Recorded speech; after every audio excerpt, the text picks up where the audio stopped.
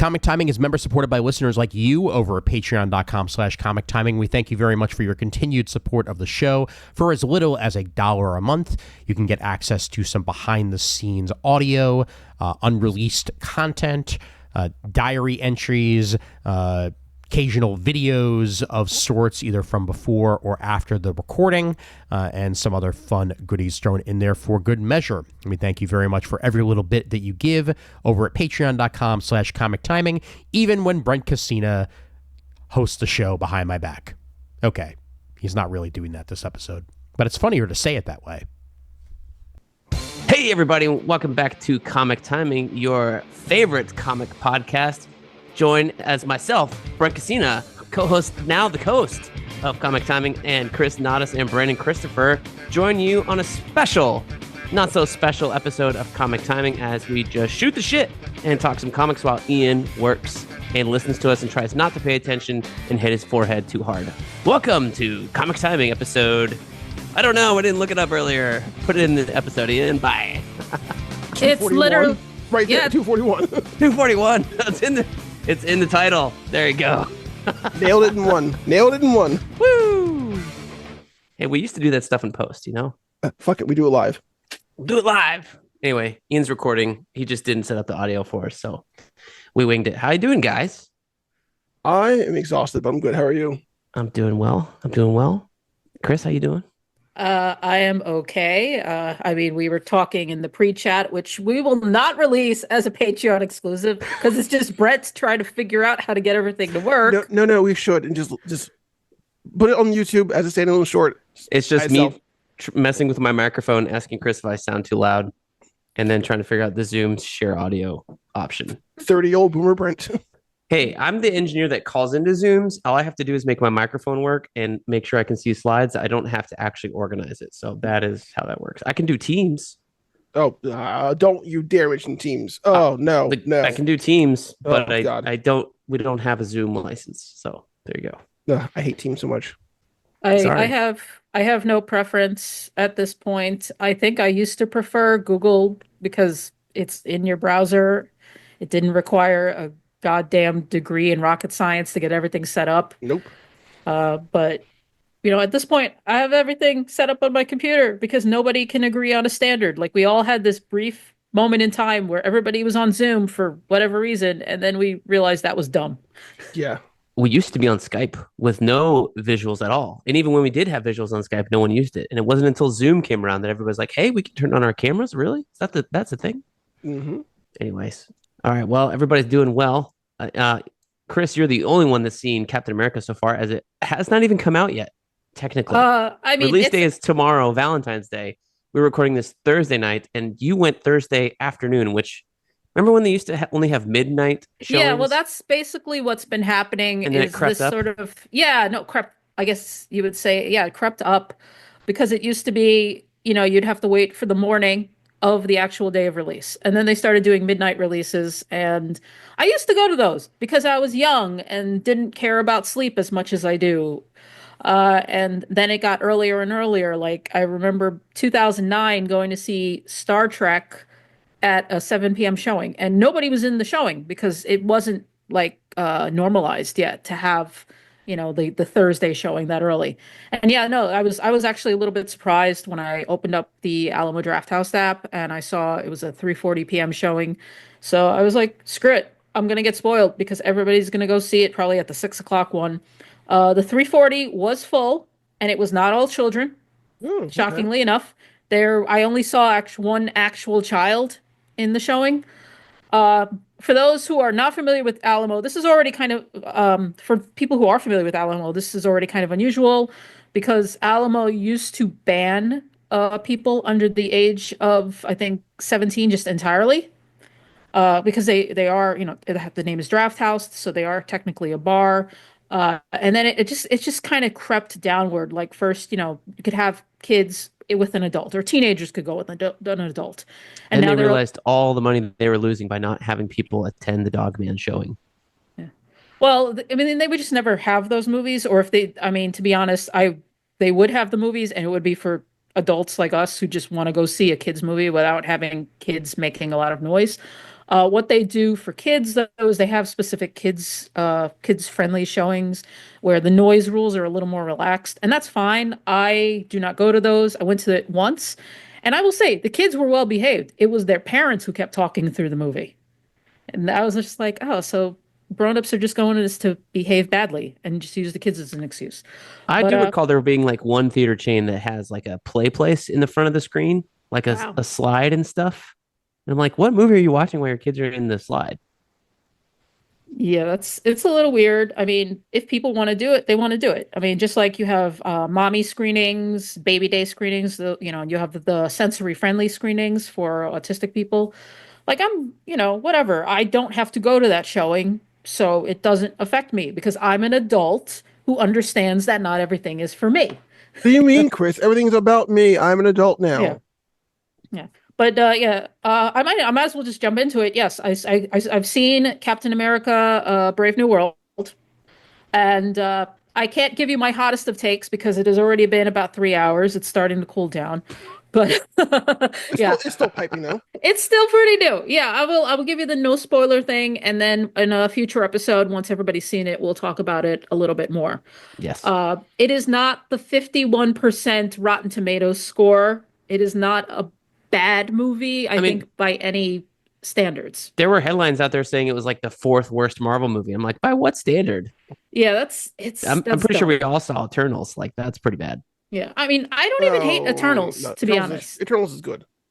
Eternals, I could break that down. I don't even think we recorded about that. I could talk about the problems with it, but what I actually liked about it, Same. there's a lot of wasted potential So in much. Eternals. So much. Yeah. So with this movie, my assessment is it's fine, which is exactly what I said to you guys about Quantumania. Way back when, what was that? 3 years ago now? No one wants Jeez. to be the fine movie. Yeah, it's fine, but it is more fine than Quantumania was. And my issues with Quantumania, I mean, there are many issues with Quantumania, but my main issue with Quantumania was it was exposition, exposition, exposition. It was so exposition heavy. And it was carrying a lot of water when Ant-Man is a very lightweight character. Like he's not meant to be the serious character. He's not meant to lead the charge. And they gave him a lot more than he's supposed to do. Like that movie just felt off. I was thinking about it on the train ride home, and one thing I do appreciate about Quantumania was at the very end when he has that like I saved the day, but did I? Isn't everything going to get worse? Aren't there more like that when he has that moment of panic, and then he's like, it'll be fine. And that was the most Ant-Man that Ant-Man movie was. Didn't they bookend that movie with him walking down the street in his Dairy Dunkin' Donuts or Baskin Robbins uniform? Is that what they did? Oh, Well, one was no, I wrote the book. He walked past the Baskin Robbins. That's what it was. Yeah, he's just walking down the street and like a good, he's doing his little Paul Rudd, his little strut, he's all happy. Yeah, I read the book. I thought I enjoyed the book, but if I was living in the actual Marvel Cinematic Universe, like I was a normal person living in the universe and I read the book, I would have fucking hated it because it doesn't tell you a goddamn thing. It's so empty and reliant on you having seen the movies. So it's for us, like as the viewers, but if it was an in-universe book, it's not a good book. Also, they struck the iron way too late for that book. Also, because I think the book came out way after the movie. Yeah, it It was like a literally year. it was it came out in September. The movie was in February. Yeah. So the book should have come out the week of the movie. Yeah. And it would have been great. Like it would have been and there's not even an audiobook, is there? I thought there was. Yeah. Well, I think we were looking for it. There wasn't at the time. I mean, like you said, it came out way too late. Mhm. So all of like the sales and everything just dissipated. Like I still read it, I still enjoyed it, but it would have been better to walk out of the movie and be able to just pick it up so while you're still in that headspace. Yeah. Good but- marketing would have been on that one. Yeah. But Captain America, it made me think of how Quantumania was asked to carry all this water. And I think that's where the negative reviews are coming from because now everybody's expecting Captain America Brave New World to carry those buckets, and it's not doing it. In a lot of ways, it feels like it's just someone handed it the buckets and it put them down and walked out of the fucking room. I mean, it's a lot of pressure, like to be you're the fourth Captain America movie, and you have a new Captain America, much less he's black. Like, and that was the whole point of Falcon and Winter Soldier series, is to establish like, no, he deserves to be Cap. He is Cap. And I feel like, I don't know, today people just want to hate people just for no damn reason. People wanted a lot more out of it. I'm not, again, we're going to keep the spoiler free. I know people are unhappy with the after credits scene because I went onto Blue Sky like on the train ride home and Polygon was already complaining about it. People were complaining about it in the theater. Uh, Again, people want more from this movie than the movie is going to give them. Well, didn't the post credit scenes used to set up not the next movie or the exact next movie, but it was like maybe the two movies down the road. And now we know, since they started laying out the phases, we know what all the movies are. So there's like no surprises to anything because you can kind of guess what each one is going to do. Again, I have to keep this spoiler free, so I can't go into the details, but I will honestly say it's not really worth waiting around for. Like, if you finish the movie, just go pee. It's fine. You will live. Is it Chris Evans doing another TV commercial in his bad cap uniform? Like, No, it's not the even a Spider-Man gag. ones. It's not even a joke button. Oh, jeez. It's just like they clearly knew they had to record one and didn't know what to do with it. So you can sit in the theater if you want. It's fine. You know, it's your time to waste one way or the other. I'm not like you live your life when it comes to that. I sat through it because I was like, okay, maybe it'll be something, and it really wasn't. But I didn't have to pee that badly, so I'm not mad for sitting for those extra few minutes. I did notice, as a result of sitting through the credits anyway, I did appreciate that. I mentioned this to you guys in chat that Octavia Spencer gets a special thanks. Yeah. So what I sent back to you was that BS, because all I did was I went to the Google app on my phone and hit "Why is Octavia Spencer thanked in Captain America?" And that was what the first one that actually like looked real popped up, but apparently that's not. Yeah, I don't know. I will say, because one of the things I always look for is I like to see who they thank in you know, like of comic creators. And you know, what's the standard list? I didn't notice any obvious omissions. I'm sure the comic sphere will jump on any omissions that do exist. But sorry, was there somebody else say something? No. Oh no, I clicked on the maybe it's not bullshit. I clicked on the link of that Threads one. Basically, what I sent back in chat was Octavia Spencer is thanked because thanks to this random Threads account says someone was sitting at home and Octavia calls me and I'm like, when Octavia call, it's something going on. So I'm like, what's up, girl? And she's like, Mackie, this must be Anthony Mackie talking. Mackie, my friend is up for your movie and you better get him the job because if you don't, I'm coming to New Orleans and this and that. And I click on a YouTube link and it is an interview with Anthony Mackie from Black Film and TV, the YouTube channel. So Okay. maybe not bullshit. There you go. Yeah, no, I mean, I'm not even thinking it's bullshit. I will note that aside from the usual credit for J.C. Lee and the Stan Lee Foundation, Octavia Spencer is the only woman thanked in any special thanks in this movie.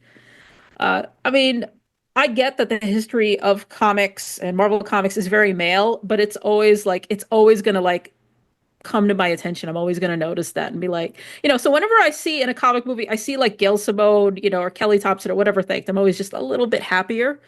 But yeah, just Octavia Spencer is thanked in this movie, and that sounds like that's the reason why, is because she got the director of the job, which is very nice. He did okay. Again, there's no shots in this movie that are going to blow your mind. The special effects are fine. There's one green screen shot that's absolutely awful, and I could hear other people in the theater kind of like shifting around like how bad it was. But for the most part, yeah, like the movie is a B when Marvel needed an A to get its average up. I enjoyed it. One thing I will note, again, I'm trying to keep the spoiler free, is that so Alamo, again, I went to Alamo Drafthouse, which by the way is not on strike yet. So thus I was able to morally go there without crossing picket lines or whatever.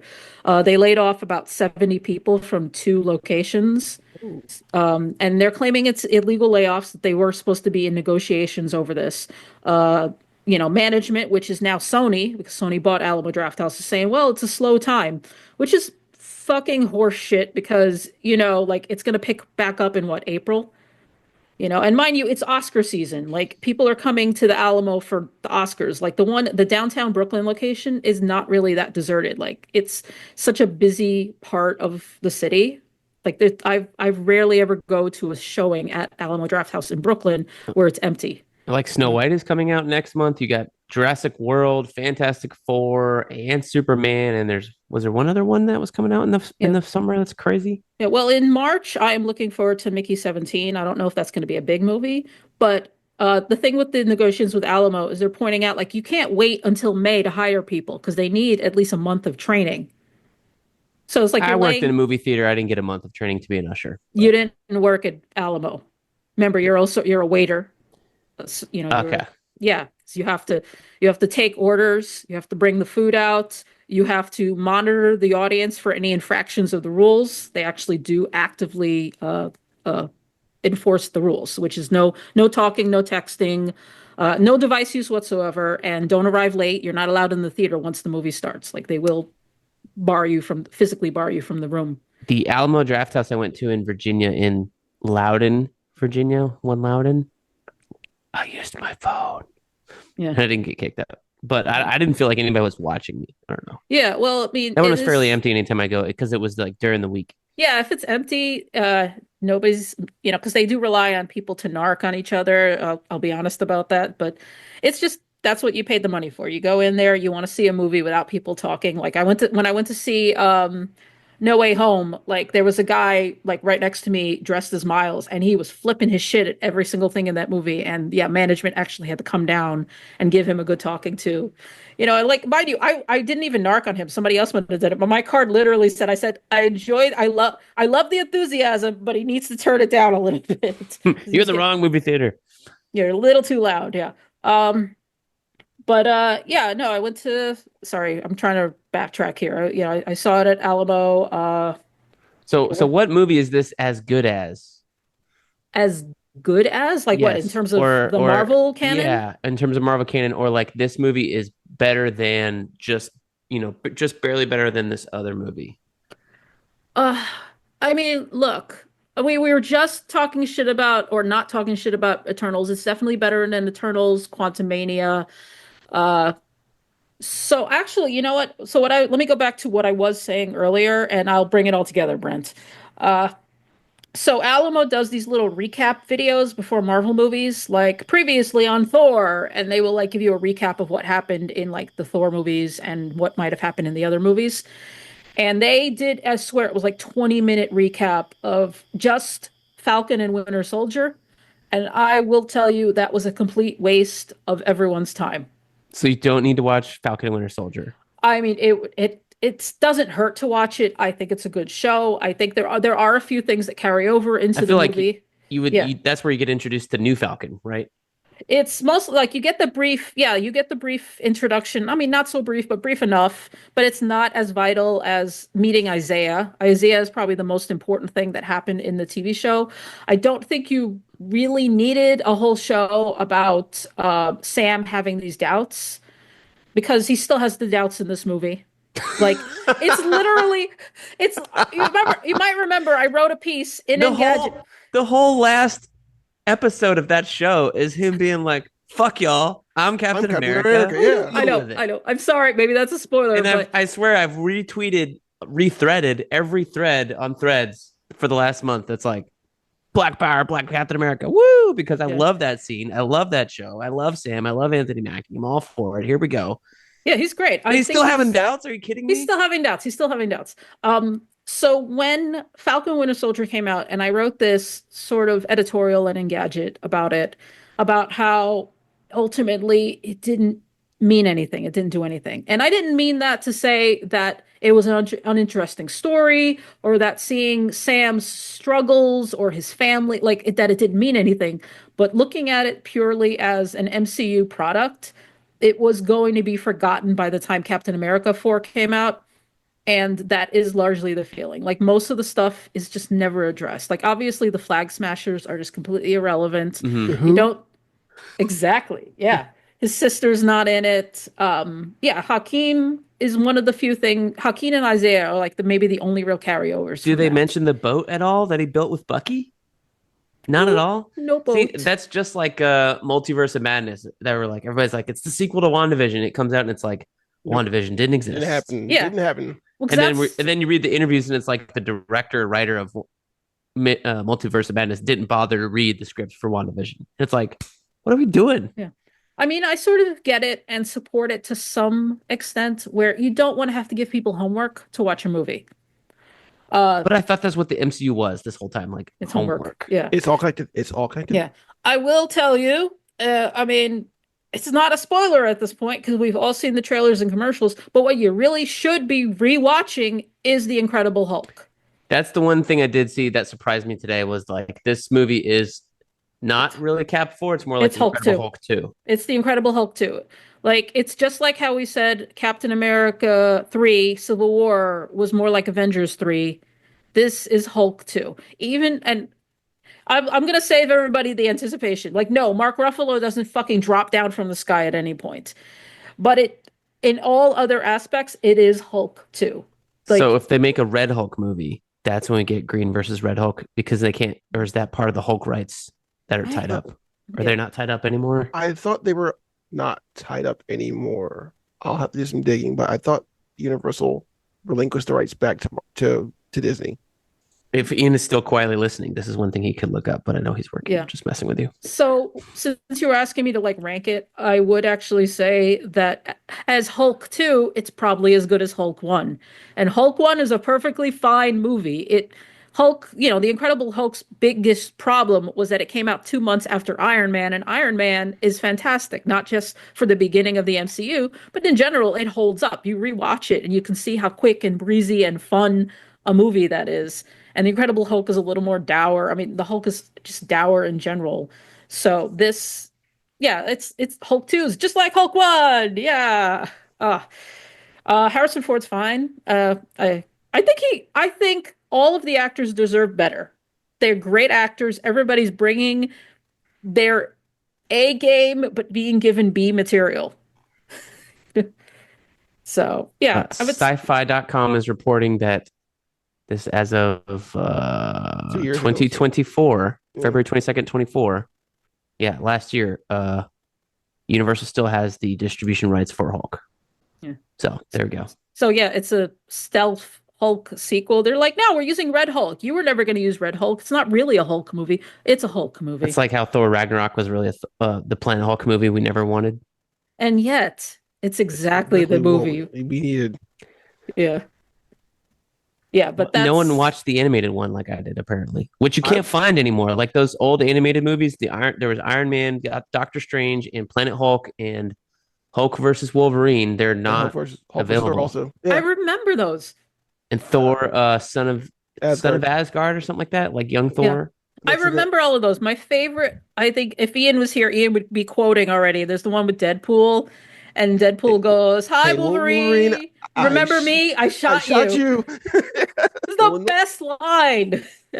Oh, God. The only one I have is Planet Hulk. And I remember watching Doctor Strange. They were all on Netflix for like the longest time. Yeah. The Doctor Strange one I felt like was okay. Are they not on Disney Plus? They're not on Disney Plus. I think they were produced by Lionsgate. A different company that it still doesn't mean anything because when Disney Plus added all those old Marvel cartoons, like Spidey and his friends. Yeah, but it felt like most of that was reverted to Fox, right? Those are technically Fox cartoons per se, like the Spider-Man ones. Well, no, not all of them. The Fantastic Four, those all aired on Fox Kids. They all aired. They were in Syndicate, actually. They were licensed out by Fox. They were Saban, I thought. Not Saban. Well, one of them was Saban. The Fantastic Four and Iron Man and the Hulk one, those aired for me, at least in my area, on WB Syndicate stations. Yeah. So, I remember the was it WB had the Hulk? UPN had the Hulk, actually, because it was part UPN. Of yes, that was the one that I had Hulk, and then Fox had Spider-Man, Fantastic Four, and Iron Man. And I want to say they came out before the Spider-Man show. They did. They came out, I believe, a year before. We love to complain about not knowing what shows and what movies are on which streaming service, but man, back in the day, try to figure out what was being syndicated where. Oh, God, if you wanted to watch Ultra Force, that was hard to find, okay? USA every Saturday morning. Exo Squad, baby. Fox on Sundays for me. Knights of King Arthur and the Round Table. Every after school 3:30 UPN. I like that show. Okay, it was actually called King Arthur Knights of Justice. Thank you very much. Oh, sorry. It was the one where the football team became King Arthur Exactly. somehow. Yep. Oh man. And he had the dragon on the shield. Yep. And Dark Water. Remember that? Pirates of Dark Water. Jeez. That ended on that was a cliffhanger and never got a proper ending. I would love to get a remake of that one.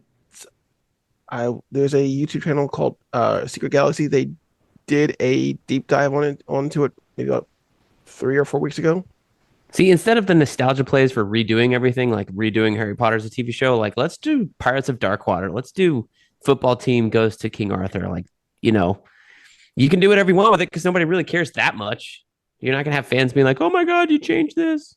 And bring back kicking soundtracks that are just like 80s hair metal for openings. Soundtracks in general.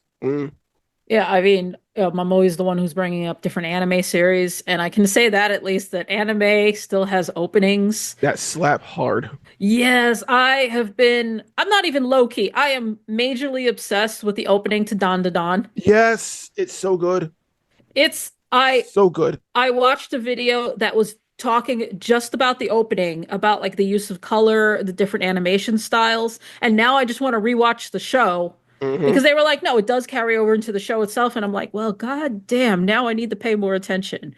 Like that I think the yokai are always done in red and the aliens are always in blue, and I'm like, oh my god, they're right. Oh, thank you, random YouTube channel. Oh god, and plus also Creepy Nuts is just a great band in general. Yeah, we don't want to turn this into the Dandadan appreciation hour. I mean, we could though. It'd be worth it. I mean, I don't really know how to stop you because I don't know what you're talking about, nor have seen it. So there you go. Well, Brent, if you ever decide to take $3 of your hard-earned money and just get a month subscription to the Shonen Jump app, and then you can read all these things we keep mentioning, like Dandadan. I thought this was anime. Well, what do you think anime is derived from? Manga.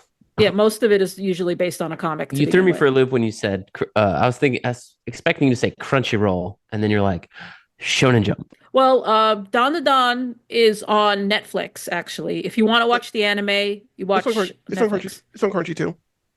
Okay, yeah, well, I don't subscribe to Crunchyroll. I bought a lifetime subscription, so I have it, so. Yeah, no, I do. I am thinking of canceling Netflix soon and then switching over because I am currently on a project to try to kind of just catch up on all the TV that I have backlogged. And part of the way to do it is just to cancel certain services. So I'm restricted. So like I'm restricted right now to Netflix. And then once I'm done with that, then I'll like resubscribe to Hulu and catch up on everything on Hulu or whatever. It's been working so far, I'm doing that That's also. good. I'm doing it also. I'm burning through Boston Public. No, Boston Legal, sorry. Well, I mean, they're both in the same universe. There is a crossover. Yeah. Yeah, I love David E. Kelly. He is the muse of my teens and 20s. I just finished The Night Agent on Netflix. I like that show. Oh, good. Is that the Jeremy Renner show? No, that is on Paramount Plus. I've seen 2 seasons of that, and the first one was great. The second one was so-so. There's a third after he got hurt. He came back. I think he filmed it. Oh gosh, what's that called?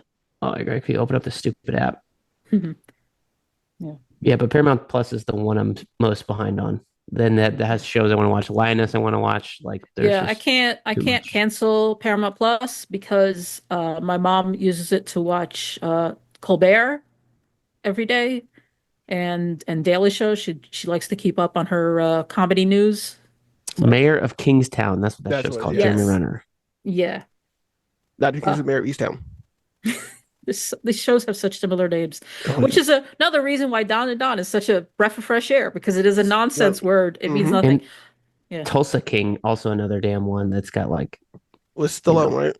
Yeah, that's Stallone. That's Stallone, another King show. But just to recap Brent on Dandadan, it is a manga that just recently got adapted into an anime. The anime is animated by Science Saru, who tends to do that. That's a studio that does more stylistic type stuff. Like it's anime that does not look like anime. So Okay. Very if true. if you've ever been bothered by certain stylistic things, they do shy away from that. I mean, yes, they still have the big eyes and all that, but in terms of like color palette and just the way they animate some of the characters, like it might get distorted or weird. Like it feels more comic-y. Like they're more The, willing to experiment and stretch and, just mess with things like character models. the style doesn't mess with me. I think I'm fine with the style. I think what's throwing me off is that some anime takes like long times to do something, or they're very static shots. Like Invincible pointed this out for me last season, Yeah, with the season, where yeah. they're like, we're going to reuse shots or Yeah. just like pan across a static image to show motion. And I'm like, oh, that's why I don't like anime that much. Or Yeah. I feel like when I watch it, I probably would like it if I paid attention. I remember loving Dragon Ball Z. It was the only really one I've watched. In Gundam, I watched Gundam Wing, just that series. But when I was a kid and didn't know any better, had the attention to like focus on something, and maybe now there's just too much to focus on, kids, my phone, whatever the heck's going on. But I tried to watch like Invincible. Last night I watched the first episode of season 3, and I don't know if it's because I read all the books, but there were so many times where I'm like, okay, can we get on with it now? Like for me, Yeah. I would love Invincible. I like the TV show. I love the books. I would love Invincible if it was just a scoot shorter. Like every Yeah. episode is 55 minutes long, and I'm like, Yeah, that's this a would lot. be great in 30-minute chunks. Yeah. So that's- First of all, beautiful, beautiful segue because we should be talking about Invincible. So congratulations. I mean, I watched all three. If you haven't watched the other two, we can't really go that deep into it, but I agree with you on episode Well, 1. I don't really care for Invincible, so spoil it. Yeah. No, well, the first episode of episode 3, it is slow as shit. It's just place setting. It's just we need this character to be here, this character to be here, this character should be doing this. Let's catch this character. Like it's just putting everything in place so that the rest of the season can actually play out. And it is boring. Episode 1 was Okay. boring. I couldn't finish it in one stop viewing. I actually went to bed and just like finished it the next morning. I was like, yeah, whatever. This isn't really worth me staying up to finish But I feel like in general for me though, that's the case with Invincible, because there were many times during season 1 and 2 where I would be upstairs in the man cave watching it, fall asleep, and wake up 15 minutes later and go, wait a minute, did I fall asleep? And then I would go back and restart, and I would watch like a whole episode, maybe, and then I would fall asleep again at a different part, and then it would take me like 3 or 4 tries to watch a whole episode of Invincible. And I feel like the pacing, and maybe it's a Kirkman thing. Like I feel like the Walking Dead TV show was that way for the longest time too, where they would just drag things out and just be like, we have to fill 55 minutes. Yeah, we have 10 episodes, and it's like, there's 165 issues of that comic book. Like they could breeze. I don't know how many. Maybe they said 5 seasons or something like that, but I'm sure you could shorten the episodes down a little bit. Come on. I mean, yeah, you can abridge almost anything. You are right, though, that when they get an episode order, and I feel like when it's based on existing material, they feel the need to kind of stretch out the existing material rather than just either fill it in or just make the season shorter.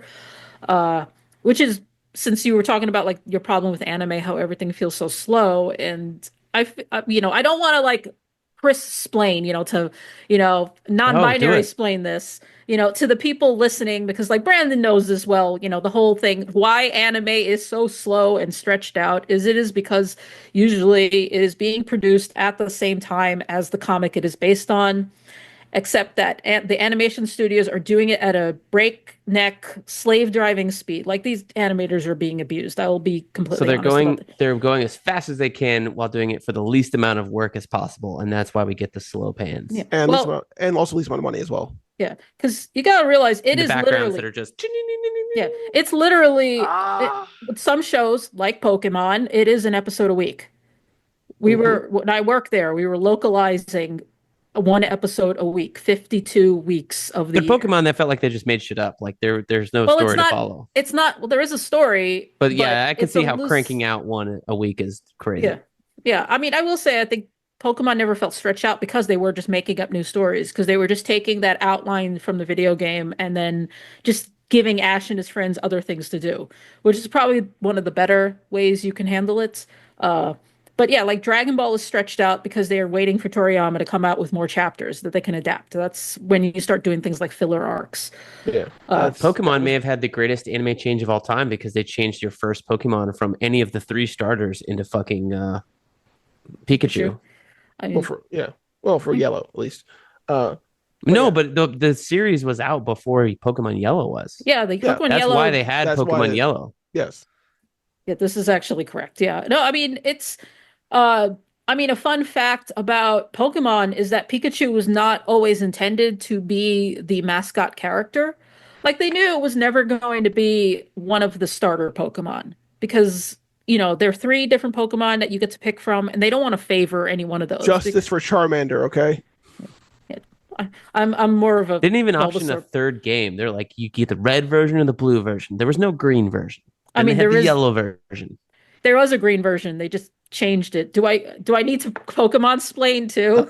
Pokesplain me. Pokesplain me. No, in Japan it is actually the red version and the green version, and then they came out with a blue version that was an improved, like an upgraded version. And then when they released it here in the States, they decided to do red and blue. I don't know why. I mean, somebody else could probably explain, but even as someone who worked there, I never fully understand why they decided because America. Yeah, maybe. I mean, wasn't maybe they Christmas just thought, colors. They might have just thought red and blue just sounded better. It sounded more American. I don't know. But when the remakes came out in 2004, which is when I started working there, then it was fire red and leaf green. They weren't going to fucking do this bullshit and pretend that it was blue all along. So, but yeah, that's why there was a green. We just didn't really get it. And you don't really want it because apparently it was garbage. Garbagey. Like it was, when the version we got was a refined version of the original. I want this episode to be titled Kris Krisplains Pokemon and everything else in anime to Brent. Apparently, yeah. One word, Kris Krisplains. Yeah. But I mean, we're talking like trying to go back to anime and with Invincible. I do think I hate that the episodes are as long as they are. I honestly am just like I get impatient. I don't think they're paced in a way that makes me like want to keep watching it. I think What's up, Brent? I was gonna say, you know what? There's another show that's like Invincible, which is an adaptation and also done by Amazon, but infinitely, I don't say better. That's subjective, but I think it's infinitely improved in its pacing, which was The Legend of Vox Machina. And that's. But is that like a comedy though?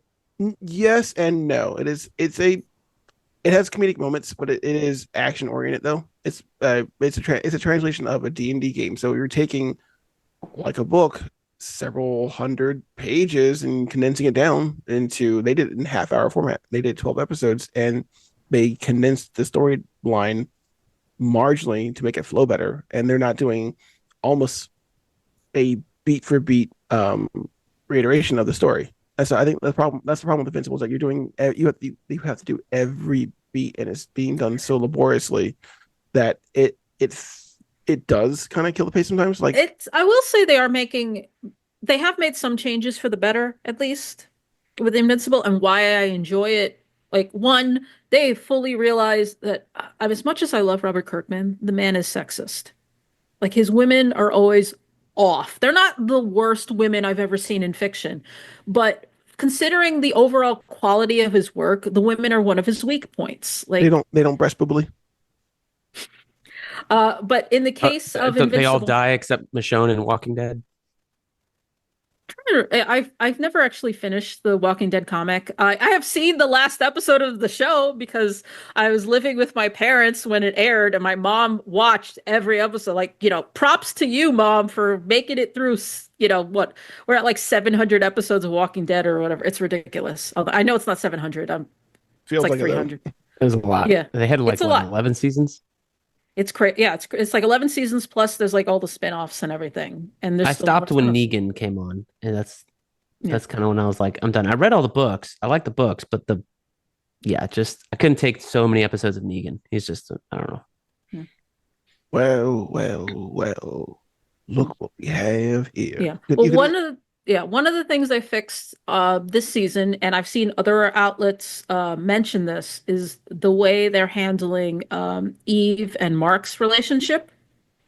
In that in the comic, it's so kind of sudden and aggressive that she's just like, "Are we dating or what now?" You know, that's the way she approaches him in the comic.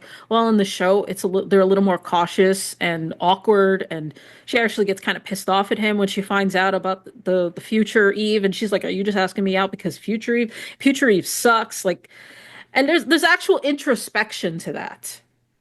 Like having her, she feels more active as a character in I the liked the animated show. fact that they made Amber a real character in the last two seasons, as opposed to just like his first girlfriend that suddenly disappears from the comic storyline. Yeah, no, she's actually in, was it episode one? I don't even remember at this point, but she's like, well, when are you gonna go date? Like, I hear you're dating Eve. Oh, are you uncomfortable with that? She's like, no, I don't care. I'm actually happy for you.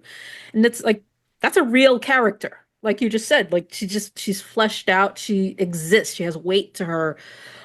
She's not a stereotype either, because like so many other writers would have be like, oh yeah, I'm so hurt, I never want to see you again, I can't stand that you're dating someone new. She's like, no, this is normal, you know, like I'm trying to think about firepower and the females in there.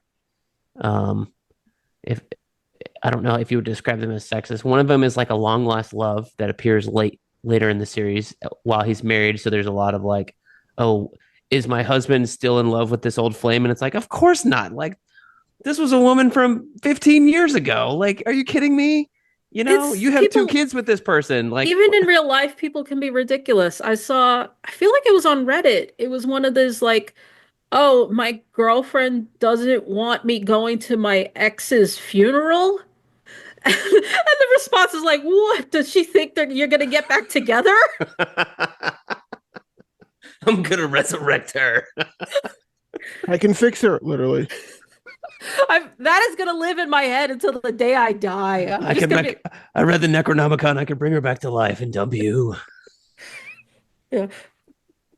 I'll tell you. Funny aside, my wife Amanda has the best. Well, there's not that many of them, but she just has the best uncanny ability to find people that like I used to have crushes on and become friends with them. So when we were early dating on in college, she found the girl I my first kiss and sent me a this is like early in camera phone days, just a Aw. regular like camera phone, and they went to different schools, and it just blew my mind. Like, well, that's weird. That's a little awkward. And then just last week, randomly met my sixth grade crush, who was like, "Are you Brent's wife?" And apparently, I am. I don't know. This one person follows me on Instagram, and I think I follow her back, but I don't know. You know how the algorithm is like you follow 1,000 people, you're like randomly, you're like, oh, this person's still alive, and then you click on their profile, and it's like, oh, the algorithm just hasn't been feeding me their content because I don't like everything they post or whatever. So I just thought that was funny. The Random. algorithm freaks me out. This is like almost a little side story. When I was in Spain, which was now like 5 years ago, I was in a bar in Madrid. Like I went to like a brewery bar. I don't, not like it's not the full brewery, but they have their own little stand or whatever. And Mm-hmm. I'm in there, and there's like one other woman, and she's also American, and we just get to talking, and we're just talking like, oh yeah, I just got back from the Alhambra, and I'm like, oh, I'm going to Barcelona tomorrow, and we're just chatting up and really friendly, and we find out we're both from New York, and I think I gave her my number so that she could text me and then I would have her number, but then the text never came through. So like after I left that bar, I haven't never heard from this woman. And sometimes I'll like, I think it was like I was on Twitter. I was like, "Hey fan, I didn't get your text." And then like 2 weeks ago, I'm not joking. I was on Facebook and it was like, it recommends friends to you. And number one was this woman. I was like, It's I because messed. it's Yeah, because Facebook is scanning your phone it's so for those creepy. phone numbers and cross matching it with 100%. other people's. That's what it is. Yeah. Yeah. I messaged her. She hasn't messaged back. I mean, maybe that was just a single serving friend, and that's fine. But at this point, I'm kind of like, no, we are meant to be fed. We are meant to be friends and go on a trip together, damn it. And ladies and gentlemen, it is 9:30, so Ian is off the clock and activated his video. First off, let go of my show. Let go of my show. Sorry, Our show. sorry, you're riding shotgun now, my friend. Oh, I see how it is. Yeah, no. That's perfectly fine. It's perfectly fine. I remember we had that takeover episode back in the day. So, it's only been about 15 years or thereabouts since Brent's been in the main host chair. So what I miss, guys? I was trying to think of what to talk about next because I was just gonna remark to Kris and Brandon that you guys talked about fucking everything last episode that has happened in the last 6 months. And I was like, I was hoping you would not get to one thing, but you guys got to everything because I was listening to it this morning. And I was like, what am I going to talk about? There's nothing to talk about. They covered everything. Oh, I know what we know about. I know what we know about. Whoa. I know what we know about. Wait, what are we going to talk about? What are we going to talk about? How about that Sunday? How about Sunday? First of all, I know How you're about Sunday, guys? You're wearing the wrong hat, though. Bro. talking about Kendrick, right? We're not Super Bowl. talking about the actual game. Kendrick was the most important thing that happened that night. I mean, for you guys, yes, but for me, how about that Sunday? Well, now, okay. We're close enough. We're close enough on the East Coast to Philly, where it kind of felt like a success for just the East Coast in general. So yeah, congratulations to the Eagles and congratulations to Kendrick Lamar, and that's it. And our condolences for the most public funeral ever. Oh my God! I saw one everybody. Meme, all the memes of what's Kelsey yelling at the coach. Just I was supposed to propose tonight. Like last year, everybody's like, "Is he going to propose on the field if they win?" I think I hijacked him saying. I mean, it made sense that in the city that's mostly known for its cemeteries, that the Kansas City Chiefs just got buried. Oh my God. Completely buried. It was wow. It was something special. But the thing is, at least they can spoon Drake while they're down there. Oh my God. That's true. Jesus. That's true. Yeah. We can tie this together, by the way. There was another Thunderbolts trailer that came out the day of the Super Bowl that I thought was actually really damn good.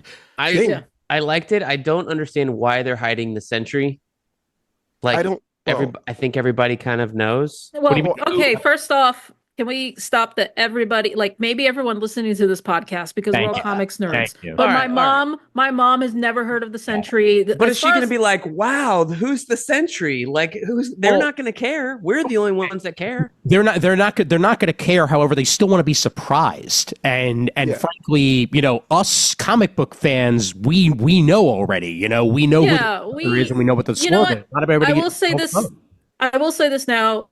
I mean, we already talked about Captain America. Ian will listen to this later and he'll hear my thoughts. Yes, I will. But what I didn't say on this is that it really sucks. It is understandable, but it sucks that they spoiled the Red Hulk thing and made it a centerpiece of the marketing, which shows to me, one, that they were really uncertain about this movie. They had no confidence.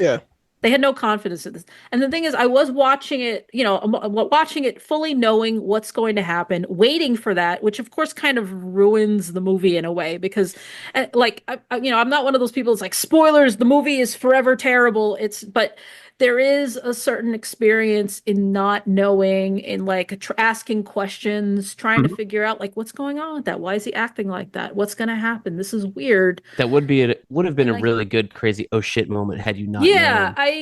I think comic nerds watching the movie will still have a moment where they'll be like, this is where it would have been obvious.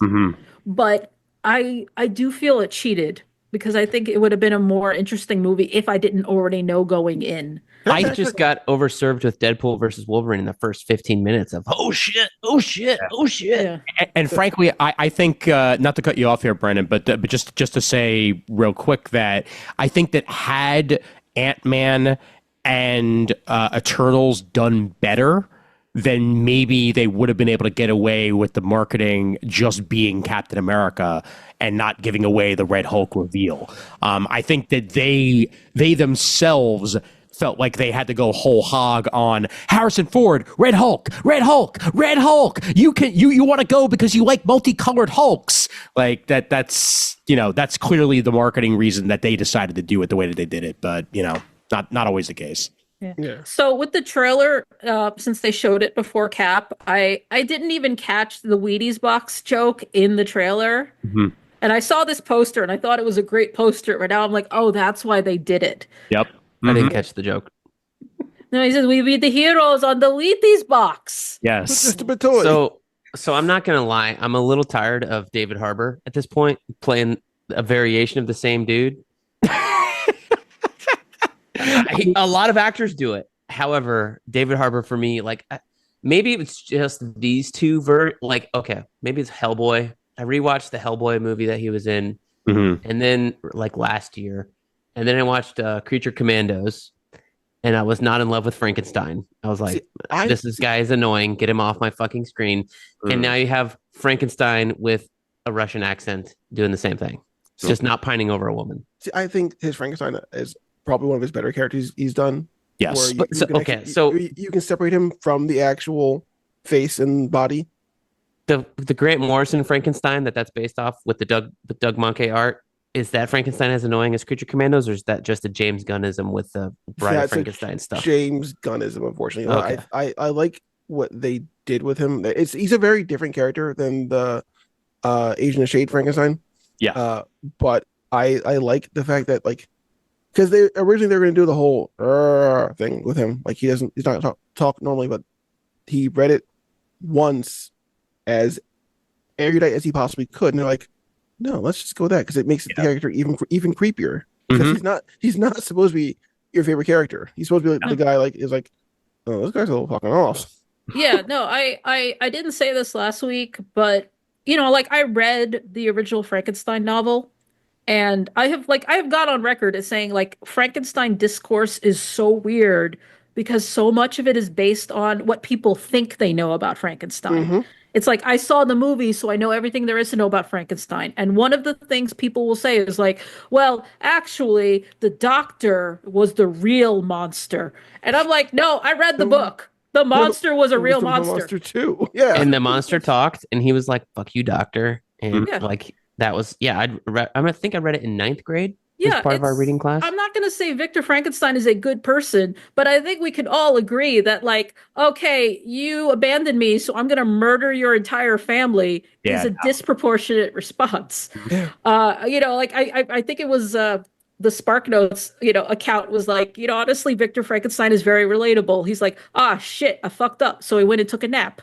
SparkNotes, you just brought me back. How many kids do not know about SparkNotes anymore? They just hear give me the SparkNotes. They have no context of what that means. Okay, so kids, you want to know what the SparkNotes is now? Go on Google and look for the first AI entry. Yeah, AI.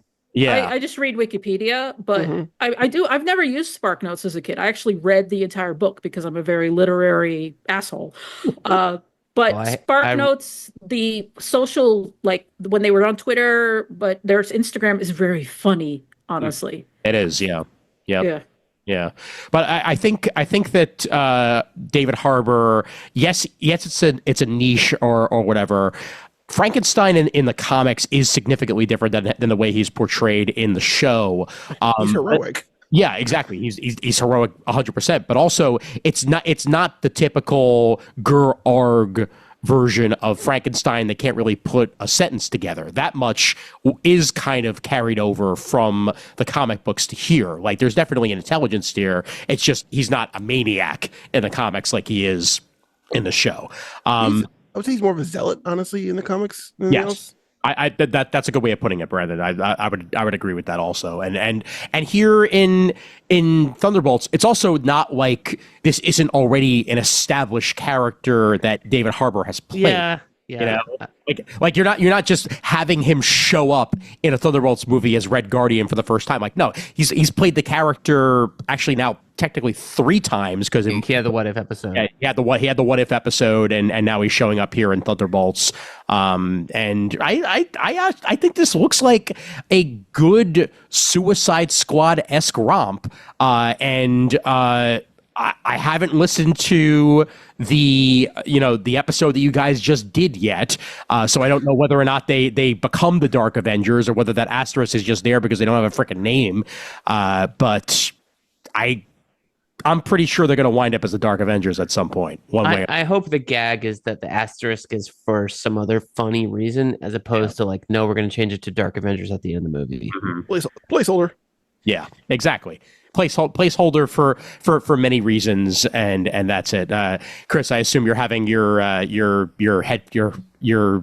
microphone woes again. All right. Well, hopefully that'll get worked out in one way or the other. But did you guys talk Friendly Neighborhood, by the way? I have not seen Friendly Neighborhood. Same here. Okay. All right. I talked the one episode of Invincible I saw, and okay, cool. Kris and I both decided it was really boring. So there you go. Watch more of the season. Oh no! I will. I'm down with it. But we're mainly talking about how anime can be boring, and this episode's titled "Krisplains to Brent." Okay. So well, that's what you're gonna title it. Yeah, I mean, I was planning on titling it, what I titled the Zoom. Who is driving? Brent is driving. How could this be? By the way, also good callback. Very good callback. Thank you very much. Yes, Quirks Animated doesn't get enough love, man. Oh my god. You're so driving old. car. I know. We are so old. But no, the Invincible the first episode of the season is slow. By the time you get to episode 2 all the way through, boy, oh boy, is there a lot of shit to do. And I know there was a lot of rhyming there, but episode 2, 3, 4, bangers, complete bangers. Like, we are in the darkest timeline era of the Invincible show.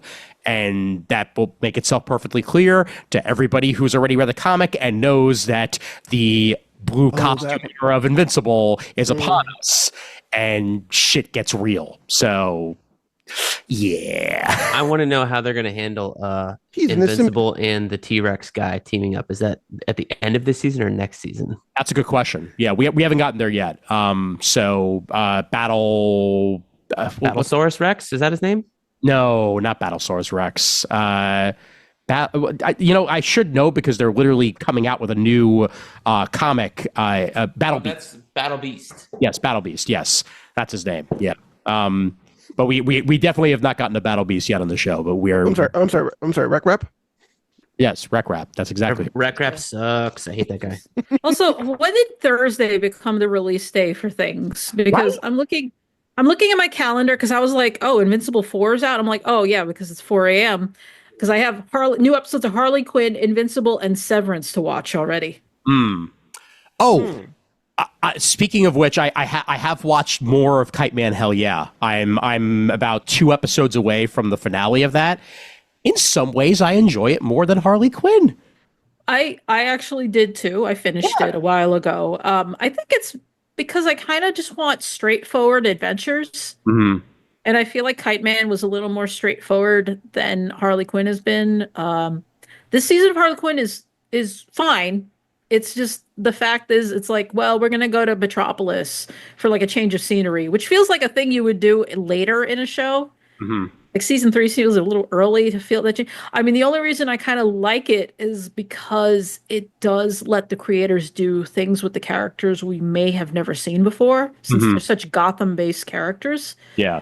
But it's still weird. I don't know. Like, I would have been fine if there was never another season of Harley Quinn. It's not that I don't like it, but it's also not my highest priority. That's fair. Yeah. I think the best part of Kite-Man is definitely when he finally gets powers and becomes beast mode, with like essentially the powers to be a douche.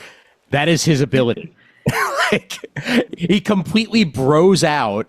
And when he puts the middle finger up at somebody, like their pants will drop, or they'll wind up punching themselves, or something along those lines. Like that's his major thing, and it's hilarious and stupid all at the same time. Exactly the way that I would expect from a show like that. Good times. I've not seen Kite-Man. I have not seen season 3 of Harley Quinn. Okay. Well, God, I hate it so much. Oh no, I hate that so much. Oh gosh, I hate that so much. it's like Booster Gold and Green. yeah, God. that's exactly what it is. Oh my God. Hey, And the frosted tips. Oh God, I hate it. Oh, the frosted tips is what make it. Like it's just like you, and the you barbed need wire tattoo. Oh God. my God. Yeah. This is everything that the superhero I wanted to write in middle school was. oh yeah. It's like 2003 threw up on this cartoon. Oh God. Oh. Yeah. Yeah. The only thing you need is somebody chanting Goldberg, Goldberg, and then it would make that tattoo even more. Absolutely. Where's his Ed Hardy aura coming off his body? Oh my God. Jeez. What have you been reading lately, Brent? Kris, your mic's not on. Yeah, no, it's I fine. have- It's fine. Yeah. I have not read a single comic since like the beginning of. I'm so behind. Not the beginning of January, but like since I went back, the kids went back to school and went to work. Like I've just been reading the Fourth Wing books. Okay. Fourth Wing, Iron Flame, and I'm halfway through Onyx Storm, so I am stuck in the romantasy genre. Ooh. Honestly, it's very good. It's like I described it as to Kris as Hunger Games meets Harry Potter plus dragons with some Okay. sex. Okay. So it's House So of if you like the Hunger Games books, which I recommend reading those, at least I didn't read the fourth one, the prequel, but the first three I read all the books after I think I saw the movies, and the books were really well written. And then Harry Potter in terms of the school and magic and stuff like that, and dragons because they ride dragons. There you go. There is a lot of like, oh, he looks so good, and his abs, his washboard abs, and every bone of his. There's a lot of like, because it's all from the female character point of view. There's a lot of ogling, yes. To where I'm like, I don't like. I know that there's a lot of like, male point of view stuff, but I don't ever remember reading a book that was this male ogly, like about a female. You know what I mean? But maybe that's just all of our cultures that way. So. Gosh darn, you deserve an Oakley book, girls. Take it. Male Oakley. For some reason that just rolls off the tongue. Male. Put it on the back. Put it on the back of the cover. You deserve an Oakley book, girls. Kris Krisplains Anime. Brent explains Male Oakley. Episode 241. Kris will explain. What you're talking about is the female gaze. Yeah, but see, there's a phrase. Male gaze, female gaze. Yes. Yeah. Male Oakley sounds much better. Brandon, did you get a chance to talk any of the diamond bullshit since you actually work at a store that's probably affected? I have not, but I have had my diamond woes already, though. Mm-hmm. Spill, dude. Well, whatever you're listening to, that is. Oh, I mean, I'm kind of removed from the store right now, but so, we have not had our order in 2 to 3 weeks now, almost. Sheesh. And then when it has come in, it's come in like day of. Mhm. So like Tuesday at the earliest, Wednesday probably most times now. Great. Yeah. Put that on the shelves. Oh yeah, of course. And normally we would get our books Monday morning around that time. Mm-hmm. And also somehow it even affected our DC books, which is weird because DC's not done by Diamond, DC's done by Lunar. Yeah, so exactly. We didn't get our DC books last week when I worked. But I think Diamond, you could order. I'm not a comic book store manager, but couldn't you order DC books through Diamond from Lunar? No, At some point in time, they didn't sub distribute. No. just Penguin, Random House, Marvel. You could do that with Marvel. You could do that with Image, and you could do that with Boom. But DC, it was either Lunar or nothing. From what I remember. Yeah. So that was probably like a fluke or like a one-off for the last week. But it's been hard. The books we have been getting have not been consistently good either. They're just rushing them out, so we're getting damaged books a lot more now. So we can't return them, so we can't claim on them either. So hooray! Not like there's any money to refund you anyway. I know, right? Yeah, exactly. Other than that, I mean, it's just been hassle. Unfortunately, it's been unsteady. So that's kind of the sucky part about it, though. Well, Udon 4 hours ago announced that they are remaining with Diamond, but also distributing through Lunar. So they are going to be non-exclusive. Ooh, I get my Street Fighter books for the one person who buys them. I was gonna say, how many people are ordering from Udon? I mean, I'm sure the video game art books do well, but oh yeah. For those fans, not in a comic book store, but I mean, I think they had released one Street Fighter book that was coming out like within like the last month or so. Something along those lines, yeah. Yeah, I guarantee you it had a J. Lee variant because it always does. Mm-hmm. Yeah. It's like what else does J. Lee do at this point other than Street Fighter variants? Like that's kind of just like his entire bread and butter at this point. But they and actually there's gonna be a Udon comic inside of the physical edition of Capcom Fighting Collection 2, because that's going to include Capcom versus SNK, and they're making the same thing they did with the Marvel versus Capcom collection. They're doing with that and making a Capcom versus SNK small comic, so small that they put inside of the physical copies of that. So that God's at least doing that and getting just comics out that way, one way or the other. Love me some SNK and Neo Geo stuff. That'd be great. I did read Radiant Black 1 and 2. Volume 1 and 2, because I was like, I wanted to listen to our episode on it. So yes, good. What'd you think, man? I think it's awesome. Yeah, it really. I think it's awesome. I want to read the rest. So Higgins is such like him coming off of Power Rangers and then doing this. I'm like, oh, this makes perfect sense. Yeah, I'm as good as that is. I'm kind of surprised. I feel like all he did for one of the big two is Nightwing. Right? He did New 52 Nightwing and Batman then disappeared. He did Batman Beyond also. Yes, he did. Yep. Okay. He did the digital book, and then he also did. I think he did the day and date book too. I thought Dan Jurgens was doing some of that at least the one that was like the bigger book after the digital one. There were definitely there's like multiple incarnations in the last 5 years of Batman Beyond, right? Yeah, exactly. Yeah. He did the stuff that wasn't Tim Drake as Batman Beyond. Yes. Yeah. I think that's the one Jurgens was doing, right? Yeah, Batman Beyond 2.0, a DCU version of the character. That's the one that he worked on. He also did Batman Eternal after Nightwing and worked on that for a little bit. Okay. Trying to see if there's anything else. I mean, obviously the Power Ranger stuff that we're aware of that he worked on. Magnus Robot Fighter for Dynamite. And look, Power Rangers made two big stars, Dan Moore and him for the most part. Yeah, dude, absolutely. I mean, did Power Rangers make Dan Mora, or did Once Power in Future make Dan Mora? I think Power Rangers kind of made him more of a household name, because especially with the artwork on that book and where it was more frenetic, and it was that didn't mean to use the phrase more frenetic. That was not a pun by accident. More frenetic and more action oriented. Once in Future is. Once in Future has gorgeous artwork. Don't get me wrong, but it's not.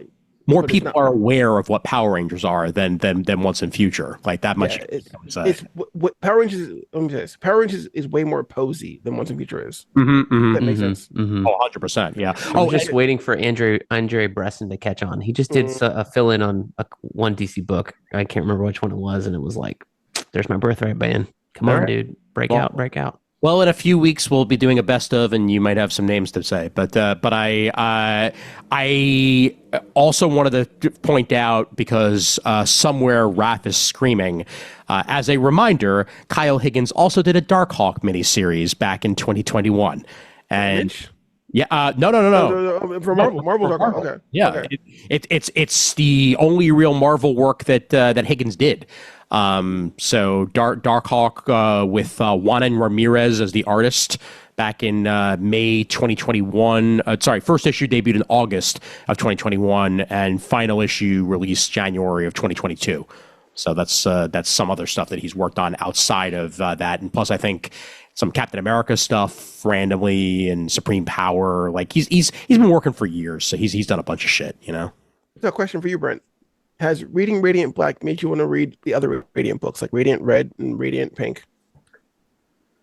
I think I've in the first two volumes, both those characters get like a spotlight issue, right? Mm-hmm. Yeah. I know Red does. I'm not sure. I think I got Red's origin and Pink was a streamer, so I think Yeah. she got. I read that one also. Okay. So they didn't do Yellow's origin in the first two volumes in volume 2. I think when Radiant Pink shows up, he's tricking her into touching the black hole thingamajig. Got it. So that's as far as I got. Okay. Yeah, I don't know if it's integral to the story. If it's just a fun miniseries, then maybe take it or leave it. I don't know. Okay. Oh, one thing that I know is not exactly necessarily comic books, but has to be mentioned here in one form or another, because it is supernatural at least. Taylor Lautner Werewolf Hunter.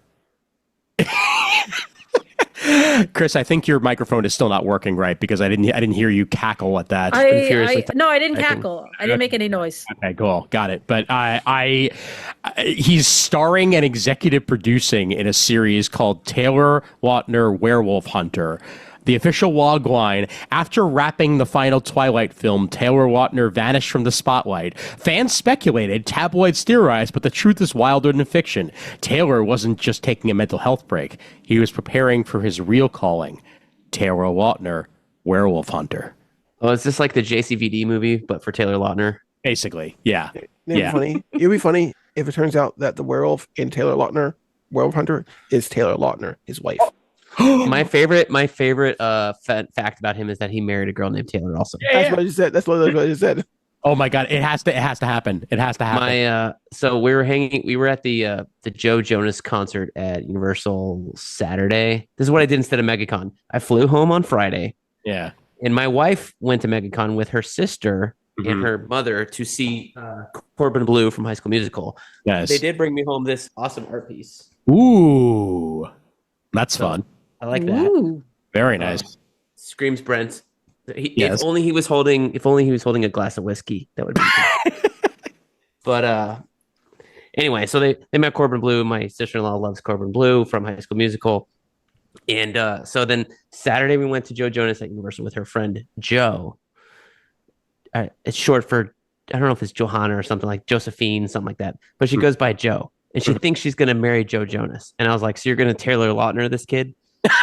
She did not get it at all. Did Manny casually drop that she has met the Jonas Brothers multiple times? Oh yeah. Okay. That's how they became best friends. Okay, all right. That's how they became best friends. They went to a wellness retreat in December that Joe happened to be speaking at. Mm-hmm. And they just bonded. Mandy, Joe, good. Oh my God. Yeah. Like I was your producer. Oh my God. I think they had a Step Brothers moment where they're like, "Are we your best friends?" Yes. So I finally met this person that she's been texting nonstop since then. Nice. Anyway, that was fun. So I didn't go to MegaCon then, and then Sunday took care of the house and went to an Eagle Super Bowl party and had a Philly cheesesteak. Had two. So I didn't go to MegaCon this year. So Kris, both Kris and I are officially signed up for Toy Fair. So we will be attending Toy Fair in 2025. That's coming up in a few weeks. So we will definitely have a wrap up episode similar to what we did the last time around. It's 2 weeks from now. You really should be setting up appointments. I emailed a person, and the rest I'm sure is mostly going to be me wandering. But yes, I will try to set up some other appointments as well. You need to go to McFarlane and get him on the podcast. That's what you need to do, bro. I am not getting McFarlane on the podcast, dude. Come on. From McFarlane Toys, you can talk about toys. Ask him. They're toys. They're good toys. Okay? My Medieval Spawn Kickstarter comes tomorrow. I'm pretty sure I got a random FedEx tracking number from Los Angeles, California, from Shipping City or something like that. And then I was reading, one of the three Kickstarters yet to be fulfilled I have is that one. And it was like, we're shipping and you should receive your orders shipped on the 11th of February. And I was like, oh, I think that's what it is. So Oh, actually, speaking of which, and I mean, I can't talk about it yet because obviously I haven't watched it. But those who kickstarted the Kingdom Come documentary should have received an email that early access will be available for that. If not now, then soon.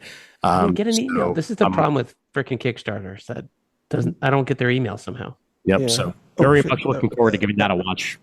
That reminds me, I have an email for another Kickstarter I did for Kids in Capes. So I have that figure. I have Kingdom Come and Dracula Book 2, The Brides. Waiting on that one. Nice. So, But I think that's months yeah. away. So I wanted to follow up on something I said last week from last week's episode, previously on comic timing. I believe I mentioned, you were asking what we're reading now. I was reading Alice in Borderland. I have now read these first two omnibuy in the time. It's basically 4 volumes worth. I prefer the TV show. Okay. And I am bringing this up mostly because on Monday, I believe it was, Netflix just did its equivalent of the upfronts for Netflix Japan. Yeah. And they announced that season 3 of the TV show is coming out in September. Nice. So I would tell you, because we are going to get it in the United States, we do get all of these Japanese exclusives, whatever, on American Netflix or whatever country you might be in. I don't think I talked about this that much, so you mind if I give like a thumbnail, what it's about? Yeah, sure.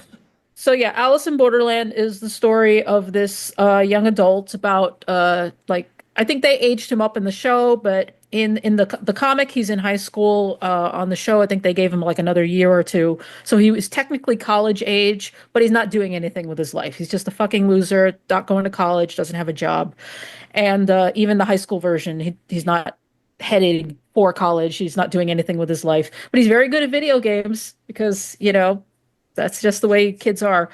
And he and his friends end up transported to this like strangely empty Tokyo. There's no one there. And eventually they find out there are other people there. And if you don't want to be murdered by the space lasers, no, they are not Jewish. I know Ian was tempted to say something right there. Damn it. Yeah, but if you don't want to be murdered by the space lasers, you do have to play games regularly. Like at night, the arenas will light up or entice you. It's a little different in the comic versus the show, but basically you go in and there's just like various. They're not always children's games, but sometimes they are. They vary in difficulty. They each have a playing card associated with them. I do feel like I did mention a little bit about this last week. You did, yeah. Yeah. So, now that I've read, the first 4 volumes, I would definitely say watch the TV show over the comic because I don't really like the art very much. I know that's might be a little bit picky, but honestly, if you get to look at beautiful actors, that's a preference too. I think it streamlines it. I think making the characters older is definitely an improvement. Yeah, they don't do this weird shit. Yeah, Ian's just pulling up random pages for us to look at. But yeah, the show doesn't do that. What's interesting about the show is that it's 2 seasons and it is actually the entire story. The story ends at the end of those 2 seasons, so you're not making a long commitment. And I think the manga is basically ends at the same point.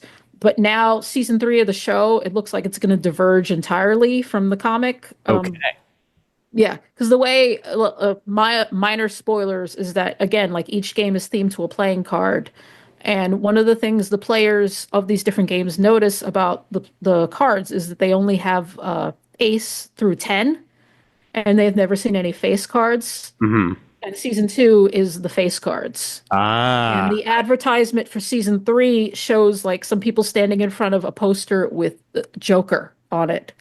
Ooh. Yeah, so I don't know what's going on, but I do actually highly recommend it. And I just thought it was funny that I was talking about this last week, and then Netflix is like, guess what, everybody? So what you're saying is that season 3 is going to be Balatro. Oh, does Ian want to talk about his Balatro obsession now? Oh, dear Lord. Okay. So it's Chris's fault that I became addicted to Balatro. Balatro, for any of you unaware, is basically a battle poker game. People have described it as poker roguelike. Yes. Yes, that's a good way of putting it. Poker Legacy roguelike. Yeah, you need to beat a point blind each round, and you're collecting jokers of different varieties in order to give yourself more points. And as long as you beat the blind at the end of the round, then you get to move on to the next round. And if you defeat 9 different levels, then you've essentially beaten that particular deck, and then you can move on to other types of cards, and with different rules and stuff like that. And yeah, I have been playing this whenever I have a free hand, essentially, and it's addictive as hell. I bullied him into it. I was like, Ian, you should play Balatro. Well, I don't really want to. You should play Balatro. I don't really want to. You should play Balatro or Balatro, depending on how you decide to pronounce it. Yeah, it does cost money to buy, but it's $10. it's a $10 purchase. Once you've bought it, you've bought it. This is what the actual playing field looks like, essentially, and you're not facing other people. You're playing this yourself. And it is available on I think on PSN now as well, and Xbox. But I mainly play it on the phone because it's definitely made for mobile.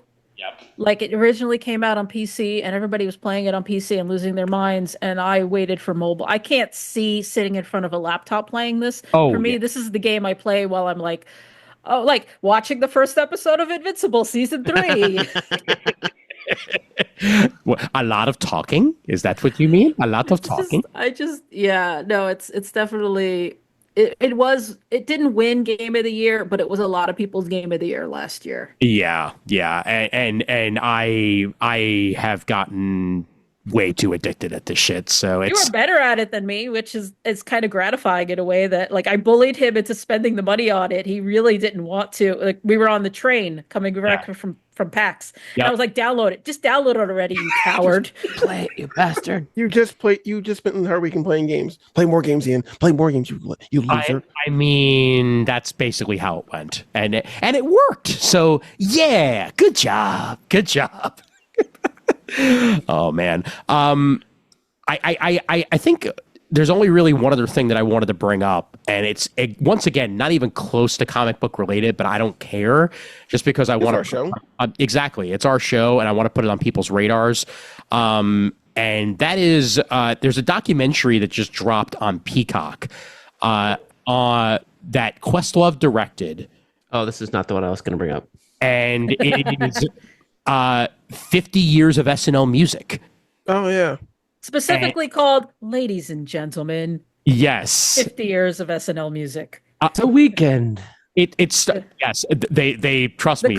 That factors in. Well, the clip is in the beginning. They didn't interview Daniel Craig, though. I would have loved that to be an interview. Oh yeah. Like, just as a side note. How do you feel about becoming the meme? No, someone did ask him about that. It was a different area where they're like, hey, do you know that your face is a meme? And he's like, what do you mean? And they're like, well, that little clip of you introducing The Weeknd on SNL, like, somebody posts it every Friday. Fucking Friday. Yeah, and he said every Friday.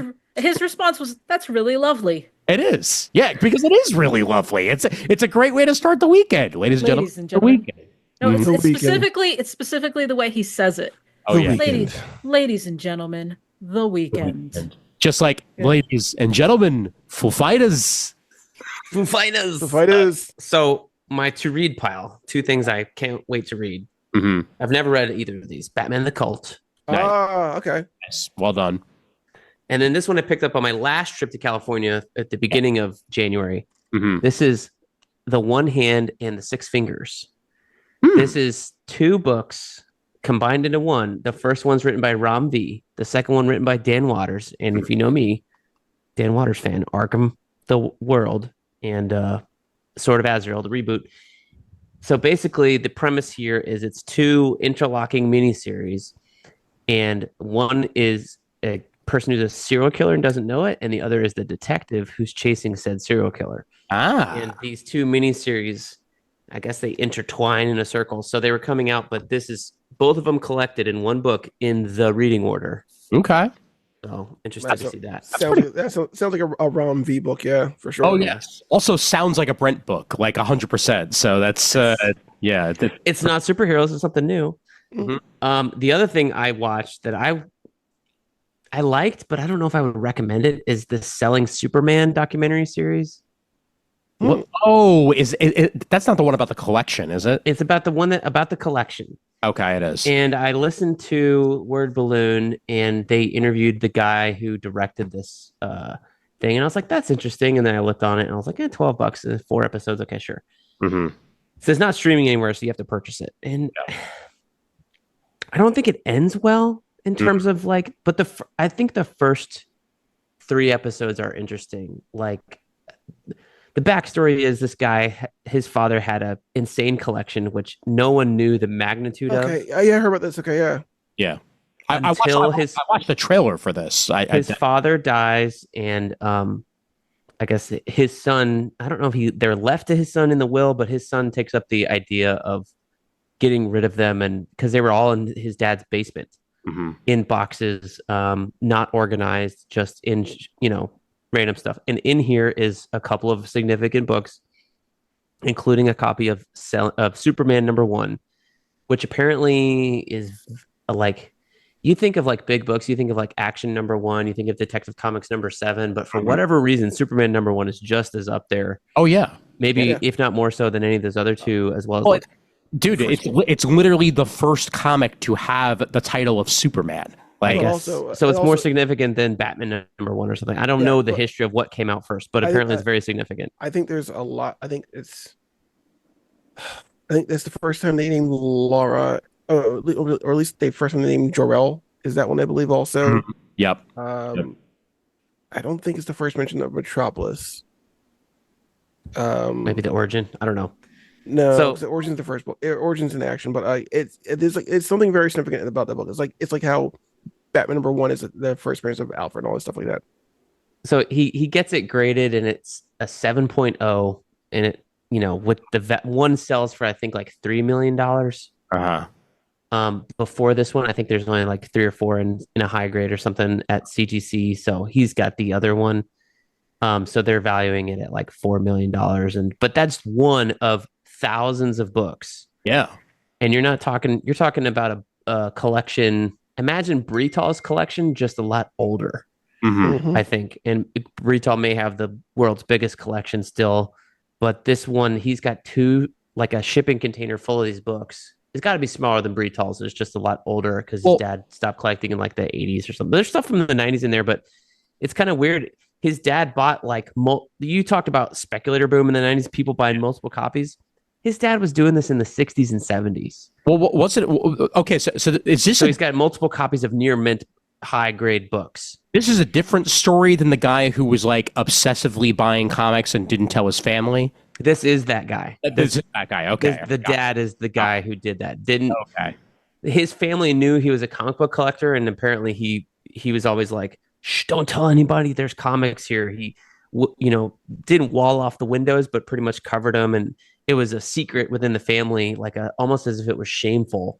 Yeah. And so it's a really, I don't know about I guess poignant is a word you can describe it. It's not touching, because most of the time, while they're talking about the value of the books, and you're like, wow, he has that, he has that, he has that, or his dad has that, he's also being like, it's kind of a downer, because it's like, my dad didn't want to share this with me or anything like that.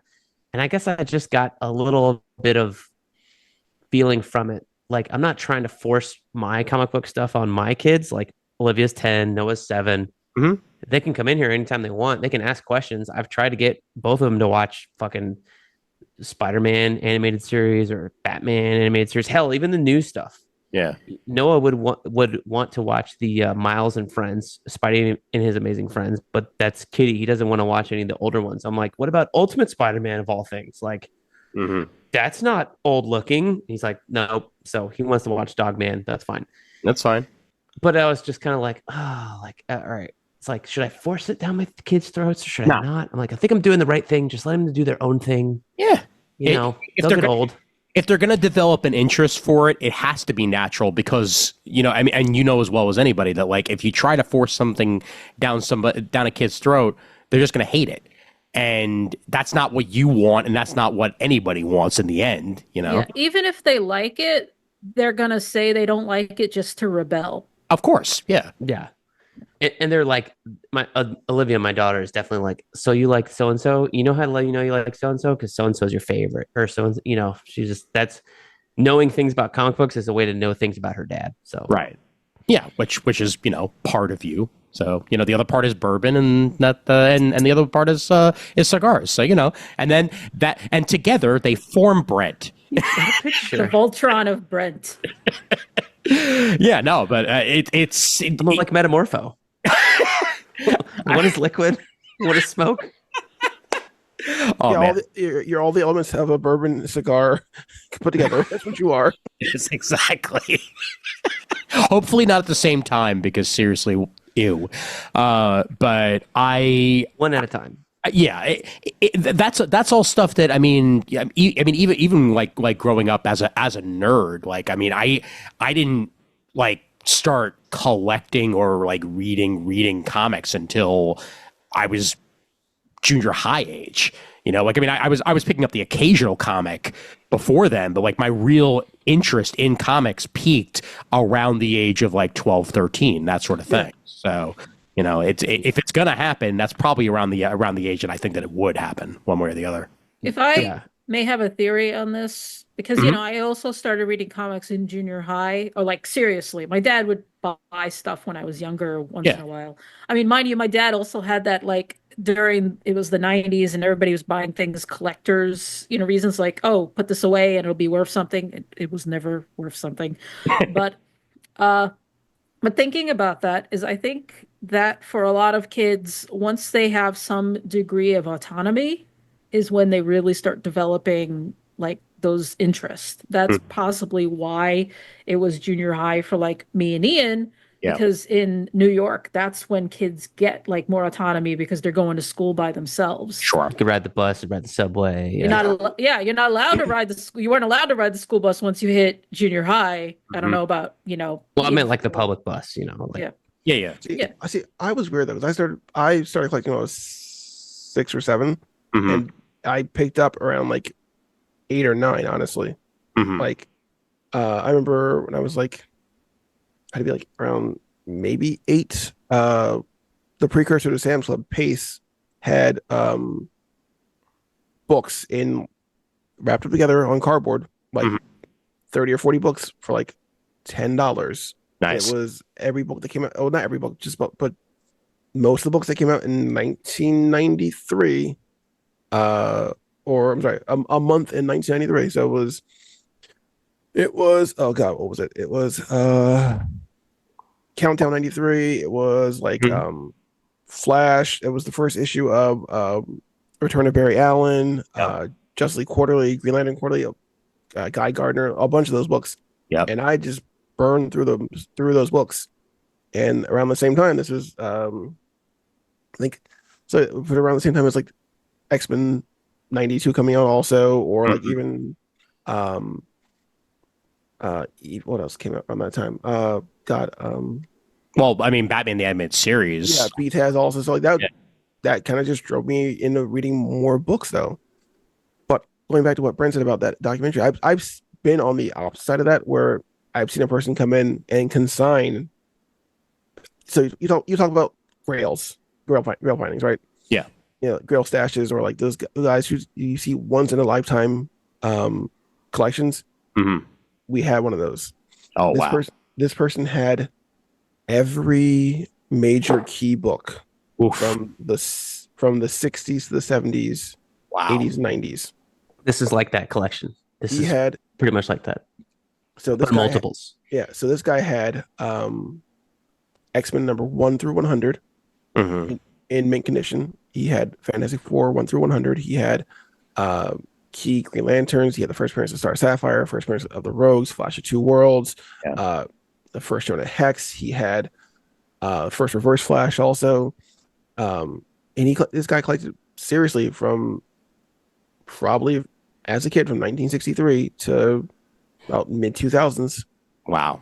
And he was ahead of the curve because he would put his books into shirt bags. So when you bought a shirt, it came in a plastic bag. You put the shirt in the plastic bag with the card behind it, and he would lay it down flat. So he was bagging and boarding his books before bagging and boarding became a thing. Wow. Jeez.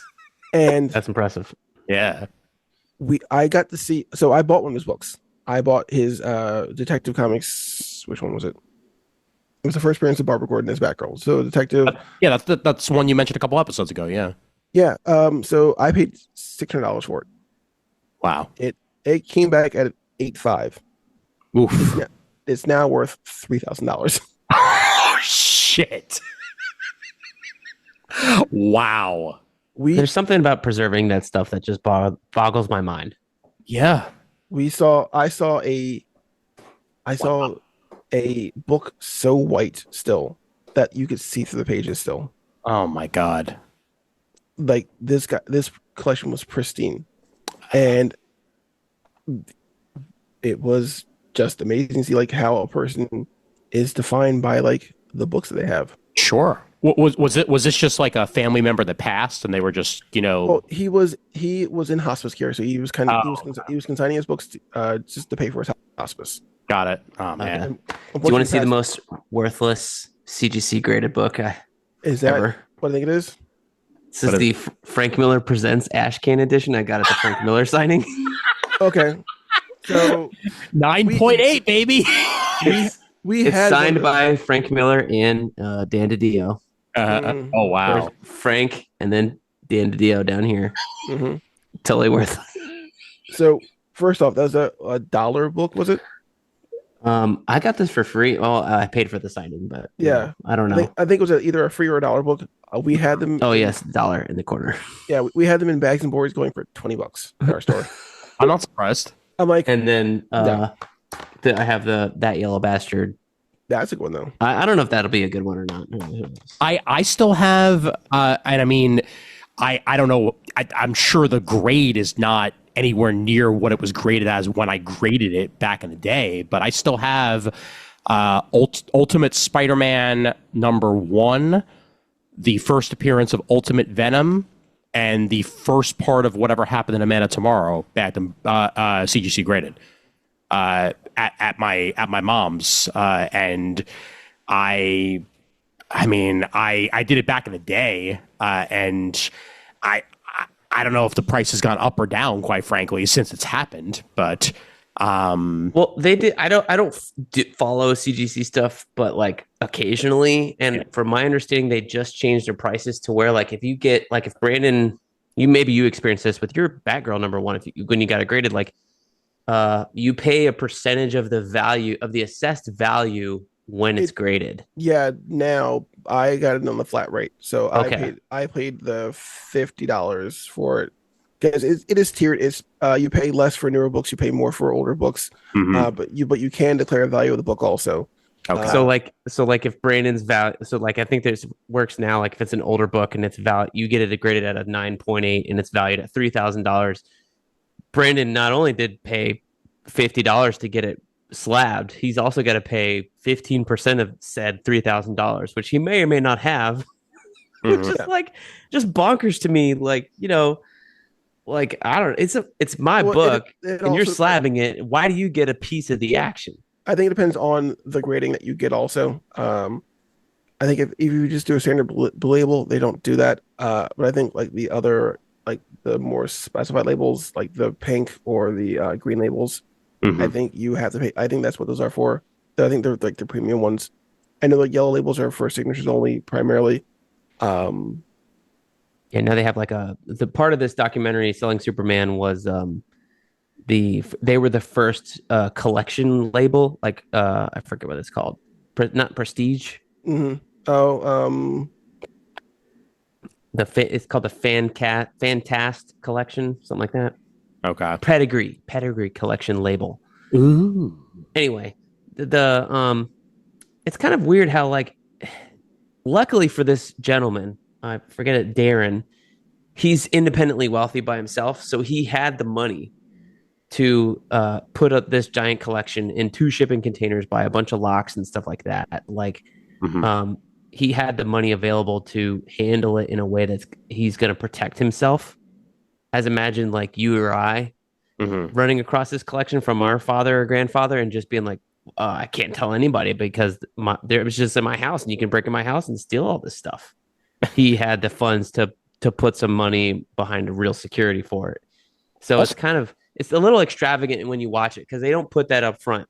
That like, oh, by the way, Darren's done really well for himself and has the money to protect this stuff. They're just like, here's a guy. He found a collection from his dad. His dad was a maniac collector and, didn't have a great relationship with his kids. And then here's the collection. And it's like these two shipping containers inside a room. Reminds me of a skiff. Mm-hmm. And just kind of opens it up. And he's got all the shelves of books and graded books. And he's got a safe and, all that sort of thing. And it's like, how would you put that together? But then they're like, towards the third episode of the fourth, they're like, oh, they kind of mention, or he mentions like, I've done very well for myself. And it's like, good thing you did. I don't know. And so it's a little wacky. Like I would have presented that too. Like not imagine if you stumbled upon this collection, but like this guy did not stumble upon this collection, but inherited it. Luckily enough, he had the funds to protect it. I can't see in my head how this could possibly be a 4-part documentary and not feel like it's padded. There is some padding. There's some stuff where they talk a lot about his relationship with his dad or the lack thereof. His dad was a lawyer and they think he had Asperger's or something like that. Or whatever. He was on the spectrum. Apparently that's not a word anymore. I'm not sure. Please forgive me if I'm wrong, or said something wrong. Always ask for forgiveness, right? And then Darren has a brother. There are 2 sons, and there's a little bit padded about, how he's not including his brother on this journey. I think his brother took care of his dad and took the brunt of when his dad had dementia and stuff like that before he passed away. And then towards the middle of it, Darren, the subject of the documentary, starts to resent being filmed all the time by the documentarian who went to high school with him. So he's kind of his pseudo former friend kind of thing. There's also some drama, which I'm not sure was fabricated or not. Maybe feels like padding, where they are filming said Superman #1 7.0 CGC book in question, and it drops and it gets a crack in it. But then somehow they also have footage of the drop, which I think is a recreation. So it's like, is this real? Was it fake? I don't know. Yeah, I'm definitely. I think there are better ways to spend your time, but for a comic book documentary, like there's not that many of them anymore. Like they're not even presenting them, like, because when we're in the 2000s, when the comic book movie came out, right? Daredevil, the movie came out.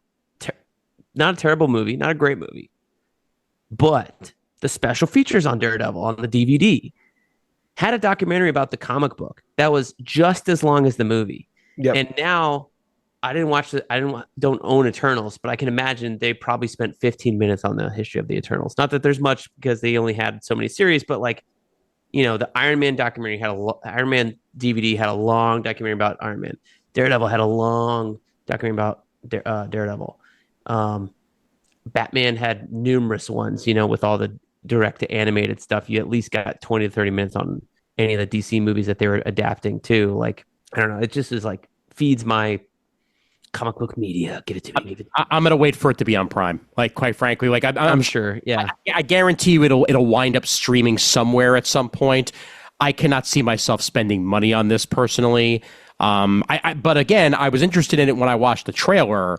I'm just like, I swore it was going to be a movie, and then when I find out that it's a 4-part documentary, I'll wait for it to be streaming somewhere. Like it really could be. It's 3 41-minute episodes and one that's an hour and 8 minutes. Like you could have done this in 2.5 hours and sold it.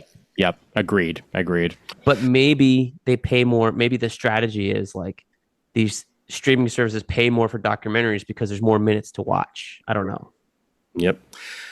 Brandon, you got anything you want to bring up reads-wise? Read-wise, I'm so far behind. God, so far behind now. I think the last thing I read was at work. It was Absolute Wonder Woman #3, I think it was. Okay. And also Ultimate Spider-Man 13, I think it was. That I'm way behind on. That I got to catch up on because I know that like they've essentially introduced the new Ultimate Venom, and it's very much not what you think. Yeah. No. I skimmed. I had not read all the way through, but Well, is it? Well, I mean, I know. No. No, because No. I've certainly heard him described as Ultimate Venom, even if it's not exactly what he's going with, because it's a black costume Spider-Man. Like, No, it's not. It's not that at all. all right, okay, fair enough. I know it's a whole thing. When you, it's not a whole, not yet. Well, it is. Ultimate Spider-Man is a weird. It's a good book. I like the book a lot. It is weird that and Ultimates does this, and I think all these books do it, right? The new Ultimates line, they're all. I don't know if X-Men does because I can't follow X-Men to save my life. so good though. It's so good. Oh, I can't stand the art. So kitty, so cartoony. I love the art. I love the style so much. Great. It's great. It's great. It's great. The concept of all these Ultimate books right now is that each one takes place in a month in that book, so they're all kind of like one and done. Yeah. And they will continue the story. And so like one of the ones that just came out was like Peter and Green Goblin. There's a cliffhanger. Yeah. And they're like, or Iron Man shows up in one of these Ultimate Spider-Man. Like, you've read this one. This is a couple months old. He shows up at the end of one. And they're like, ah. And then they skip ahead and it's like the next month. And you're like, wait, you ended on this cliffhanger. And then there's like, oh, here's 5 pages to resolve that cliffhanger. And then we're on to the next thing. So it's a little funky that way to me. Like, are we telling an ongoing story or are we not? Because they're not really, they're spending time. Hickman's spending time, and so is Black Panther too, like putting threads in, but they're not spending the pages to really pull at them or develop them, so to speak. I'm feeling like. I think we'll get the resolve at the end of 24 months when the timer is up for the books. So, maybe that's it. More than likely. The big crossover.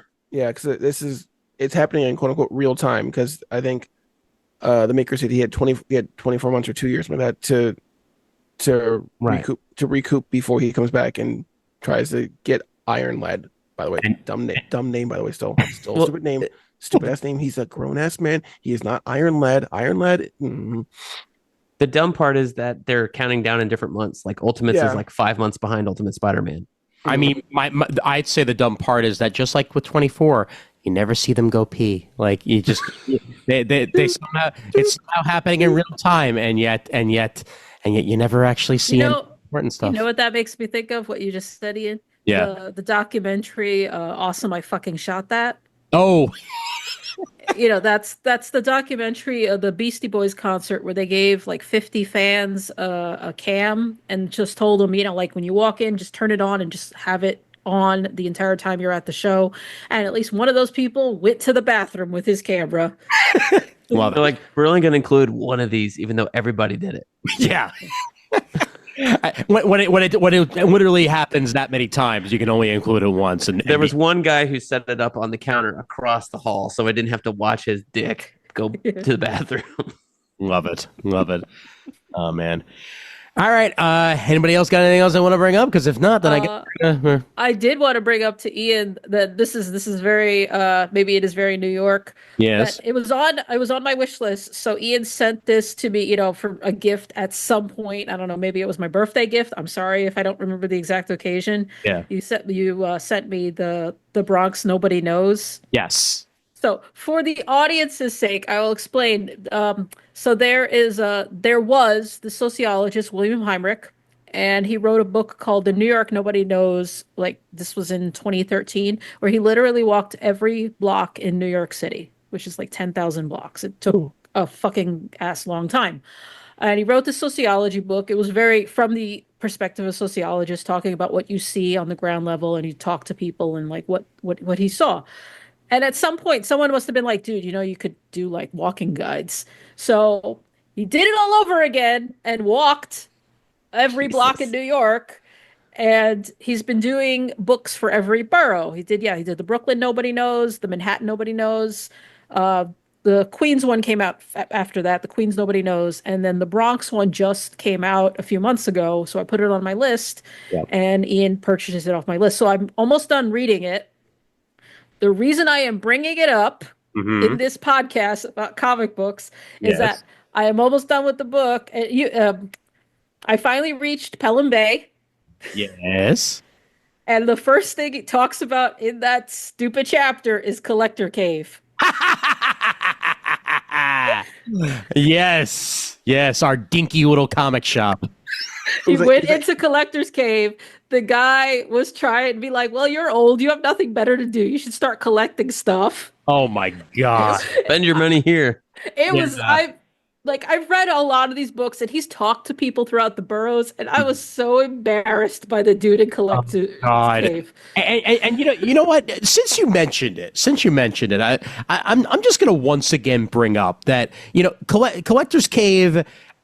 They have some comics on the wall, like weekly single issues and stuff like that. They have like no trades, none. Like if I want to buy a trade, it is actually still more convenient for me to go to Amazon or Barnes and Noble or something like that to buy the trade than it is for me to go down the block unless I special order it.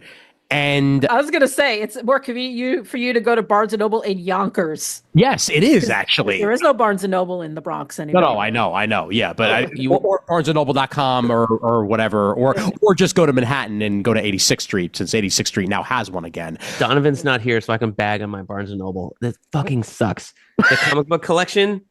See how wide my shelf is? This is an IKEA Hemnes shelf. Mhm. The comic book selection is that wide, but 3 shelves. Well, not every Barnes and Noble has a Donovan. That no, Donovan's magic. Yeah, you if you had a Donovan, then clearly you would have a bigger collection. So I went to the front of the store numerous times since it reopened, because it used to be in a much bigger space. Which one? And Winter Park, or where were you at? Waterford. Winter Park. Okay. Waterford is the one right by me. And it used to be on a corner store, and I guess the shopping center kicked them out for a Nike outlet. Fuck those guys. Of course. So Yes, but a year, $20 Chucks. 2 years later, 2 years later, they've reopened next to the Target in the same shopping center with a much smaller space and a much smaller graphic novel. So I'm like, hey, what gives? They're like, did you find everything all right today? No. This is when I bought Uncle Sam months ago. I'm like, no, I had a hard time finding graphic novels. Like, why is the section so small? And they're like, oh, well, if people buy more, we'll expand the section. And it's like, okay, I don't believe you. As a person who's worked in retail like that, it's true. Like when I worked in toys, when I worked at toy retail, it was based on demography and what people bought. So, certain sections were going to be that size no matter what, because that's what they pay for. Yeah.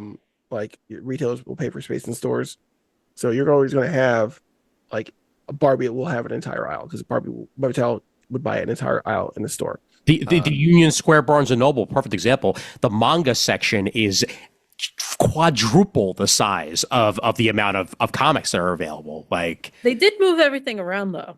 they did, but Like, but the manga's still way bigger than the comics section in the end. It must speak for Orlando, because they're where was I? Yeah, in California, in Oxnard, I went into this Barnes and Noble in Ventura, and I was blown away by the size of their comic book section. Yeah, it was equal to their manga section, which tells you how big it was. And then the other Barnes and Noble here in Orlando, the manga section's like a U, and the comics have 1, 2 of the outside of that U, and that's it. The Bronx has one bookstore. Okay, that's it. Like, And it's half of it is a bar. Exactly, and half of it is a bar. So that tells you what I have. And a reminder that the Bronx also has one movie theater. The entire Bronx. Has one movie theater. That's it. All the other ones closed. There used to be one by Yankee Stadium that closed last year, and that was the second one that was available, and that one closed. But luckily, the one that's the one movie theater is actually not that far from me, so like I could literally walk to it if I wanted to. It would take me a half hour, but I can walk to it, or just drive there, and I'm there in 7 minutes. Even the bus only takes like 15 minutes. But one movie theater in the whole of the Bronx. Every other movie theater is in every other borough of New York City. Like, that's insane.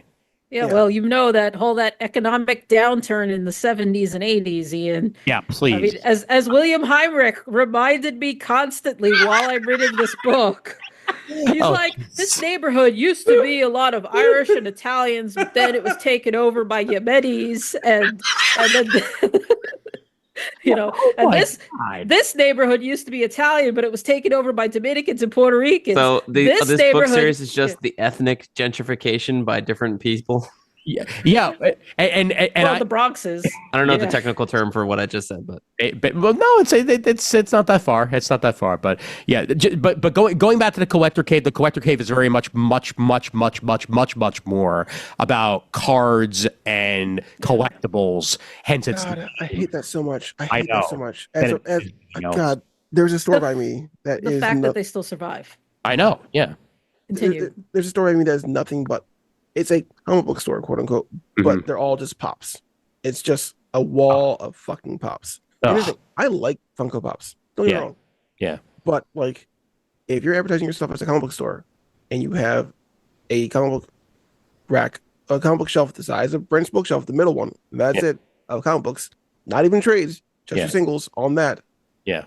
Get fucked. I'm sorry. Just get fucked. That's true. That's true. It's absolutely true.